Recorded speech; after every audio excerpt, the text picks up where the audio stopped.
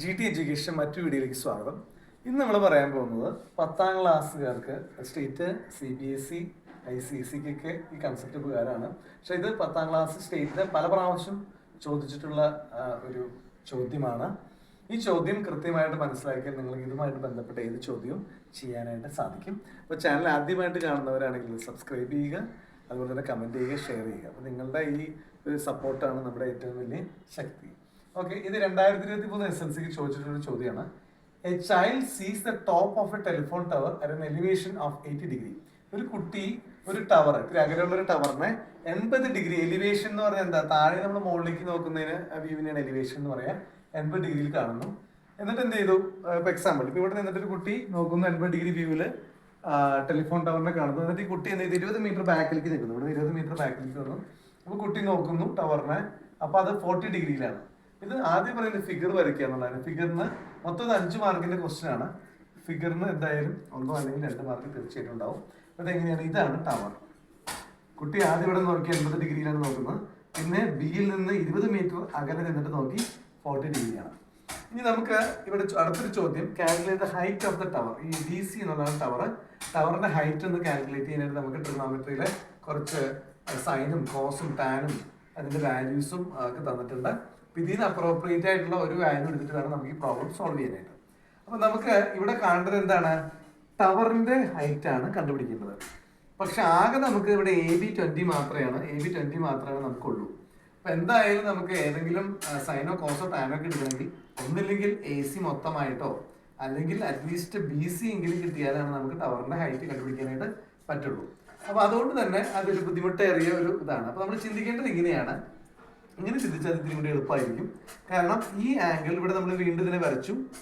ഇതാണ് DC ആണ് ടവറിന്റെ height എന്ന് പറയുന്നത്. ഈ ആംഗിൾ 80 ഡിഗ്രിയാണ്. അപ്പോൾ ഈ ആംഗിൾ എന്ന് പറയുന്നത് 100 ആയിരിക്കും. കാരണം ലീനിയർ പെയർ ആണ്. ലീനിയർ പെയറിൽ 2 ആംഗിളും കൂടി കിട്ടും 180 കിട്ടും. അപ്പോൾ ഇത് 80 ആണെങ്കിൽ ഇത് 100 ആയിരിക്കും. ഓക്കെ, ഇത് 100 ആണെങ്കിൽ പിന്നെ നമുക്കറിയാം ഇവിടെ ഈ ബാക്കി 2 ആംഗിളും കൂടി കൂട്ടിയാൽ 80 ഡിഗ്രി ആയിരിക്കും നമുക്ക് വരുന്നുണ്ടാവുക. അപ്പോൾ ഒരു ട്രയാങ്കിളിനെ സംബന്ധിച്ചിടത്തോളം അതിന്റെ ഇന്നർ ആംഗിൾസ് നമ്മൾ കൂട്ടുന്നത് അതിന്റെ എക്സ്റ്റീരിയർ ആംഗിളിനോട് ഈക്വൽ ആണ്. എക്സ്റ്റീരിയർ ആംഗിൾ 80 ആണ്. അപ്പൊ ഇന്നർ ആംഗിൾ എന്ന് പറയുന്നത് 48 വരും.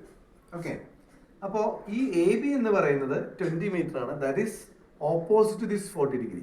അങ്ങനെയാണെങ്കിൽ ഈ 40ക്ക് ഓപ്പോസിറ്റ് ആയിട്ടുള്ള ഈ BD എന്ന് പറയുന്നതും എത്രയായിരിക്കും? 20 മീറ്റർ ആയിരിക്കും. അതാണ് നമ്മളിവിടെ മാർക്ക് ചെയ്തിരിക്കുന്നത്. അപ്പൊ ഇത്രയും കാര്യം കിട്ടിയാൽ നമുക്ക് അടുത്ത DC കാണാനായിട്ട് ടവറിന്റെ ഹൈറ്റ് കാണാം. DC എന്ന് പറയുന്ന ഹൈറ്റ് ഓഫ് ദ ടവർ ആണ്. In triangle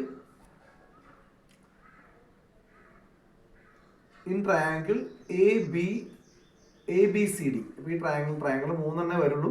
ഇവിടെ നമ്മൾ ഇങ്ങനെ എഴുതാൻ കാരണം എന്താണെന്ന് വെച്ചാൽ ഇതിന് ട്രയാങ്കിൾ ACD എന്ന് എഴുതാം. നമുക്ക് മനസ്സിലായിക്കോട്ടെ എന്നുള്ളതാണ് ABCD എന്ന്. ഇപ്പോൾ ഈ ട്രയാങ്കിൾ ACD അതിൽ B എന്ന് പറയുന്ന പോയിന്റ് ഉണ്ട്. അപ്പോൾ ഇതിലെ BD എന്ന് പറയുന്നത് എത്രയാണ്? BD എന്ന് പറയുന്നത് 20 മീറ്റർ ആണ്. ഓക്കെ, ഇവിടെ നമ്മൾ ഈ സൈൻ ഇത് 90 ഡിഗ്രിയാണ്. ഇതിന് ഓപ്പോസിറ്റ് ഉള്ള 20 മീറ്ററിന്റെ ഹൈപ്പോട്ടന്യൂസ് ആണ്. അപ്പൊ സൈൻ 80 എടുത്താൽ, സൈൻ 80 എന്ന് പറഞ്ഞാൽ opposite side by hypotenuse. Opposite side ടവറിന്റെ ഹൈറ്റ് ആണ്. സൈൻ 80 DC ബൈ ഹൈപ്പോട്ടന്യൂസ് എന്ന് പറയുന്നത് BD ആണ്. ഓക്കെ, അപ്പോൾ 0.98 is equal to DC. അപ്പോൾ 0.98 എവിടെ വന്നേ? സൈൻ 8ന്റെ വാല്യൂ ആണ് 0.98 എന്ന് പറയുന്നത്. അപ്പോൾ 0.98 is equal to DC divided by 20 hypotenuse. BD 20 ആണ്. അപ്പോൾ DC equal 0.98 into 20, that is 19.6. Height of the tower എന്ന് പറയുന്നത് 19.6 മീറ്റർ ആണ്. കാരണം നമുക്ക് ഇതൊക്കെ തന്ന മീറ്ററിലാണ്. അപ്പോൾ എനിക്ക് തോന്നുന്നു ഈ ക്വസ്റ്റ്യൻ എല്ലാവർക്കും മനസ്സിലായി തോന്നുന്നു. അപ്പോൾ ഇത് നമ്മൾ ഒറ്റയടിക്ക് നമ്മൾ ക്വസ്റ്റ്യൻ കേൾക്കുമ്പോൾ നമുക്ക് ഒരു ബുദ്ധിമുട്ടായിട്ട് തോന്നാമെങ്കിലും മനസ്സിലാക്കിയത് വളരെ സിമ്പിളാണ്. നന്നായിട്ട് പ്രാക്ടീസ് ചെയ്ത് പഠിക്കുക. നിങ്ങൾക്ക് എന്തെങ്കിലും ഡൗട്ട്സ് കമൻറ്റ് ഉണ്ടെങ്കിൽ അവിടെ നമ്മുടെ ചാറ്റ് ബോക്സിൽ ഇടുക. നമുക്ക് മറ്റു വീഡിയോ വീണ്ടും കാണാം. അതുവരെയും this is rinse Thomas signing out.